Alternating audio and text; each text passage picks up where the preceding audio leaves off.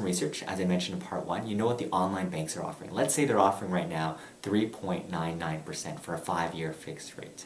Now you go to your local representative at a local traditional bank like TD, RBC, Scotia, BMO, or even a mortgage broker, and just simply ask them, what is the best 5-year fixed rate mortgage you can get me?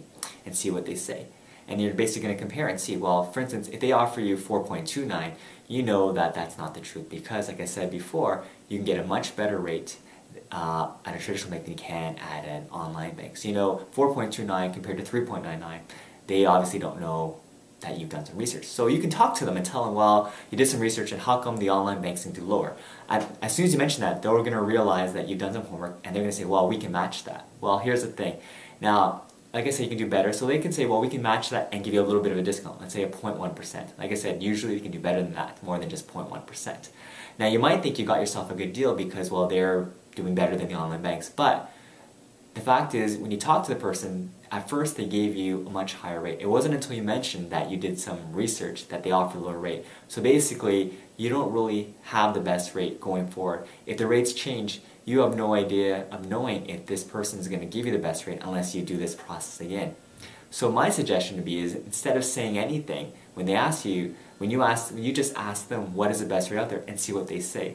Don't answer them, just tell them you're shopping around, tell them you just want to hear their answer. If they ask you who have you gone to, just say you haven't gone to anyone if you haven't. And if you have, just say, you know what, I'm not allowed to say and I just want to know what's the best rate you can give me. You give them a chance now by telling them that. And talk to some other people and you want to really see if they're going to give you the best rate. Now some of these people you meet with, they might say, well, we can't guarantee you anything unless you sign an application.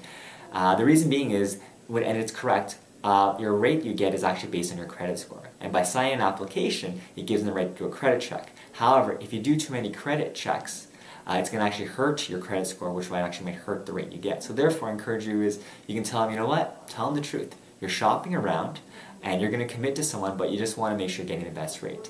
And then tell me, if you really can't do anything for me unless I sign a credit check, tell them, well, you know what, can you just tell me what is the best rate you gave someone recently that did do a credit check that has a good credit score?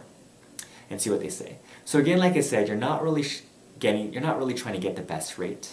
You're really trying to see the type of person you're going to be dealing with. Because for instance, let's say you get a really good rate and you had to haggle for that. And then like I said, haggling is not very fun unless you're a real estate agent like myself and you enjoy doing that. But if you don't get a home within that period of time, usually 4 to 6 months, you then got to do the whole thing all over again. But instead, what I suggest is if you go shop around and meet different, financial representatives, you're really shopping around or negotiating with the person himself. You're really judging or determining the person you're dealing with. Because you know, if you went to, let's say, 5 different people and 4 out of the 5 you had to actually haggle with them, tell them you did some research online, tell them you got this rate at this bank, and they had to, that might be great. But if one person actually said, here's my best rate, and you told them flat out, you don't have to haggle, then you know that person's actually pretty good to deal with. They're a pretty person of good character. You told them up front, you're just shopping around, and now they gave you the best rate. Well, that means in 5 months' time when that previous rate expired, you know when you go back to them, you're going to get the best rate. Just some final tips. If you don't want to haggle, I guess, you can always go ask your realtor. I think a good professional realtor will have an idea of what are the best rates out there for you. And also make sure when you do talk to these people that you're comparing apples to apples. So make sure you ask them, when they give you a rate, what is that rate? Is it a 5-year rate, 4-year rate? Is it fixed? Is it variable? What are the prepayment terms? 20%, 25%? You want to make sure, like I said, you're not comparing apples to oranges.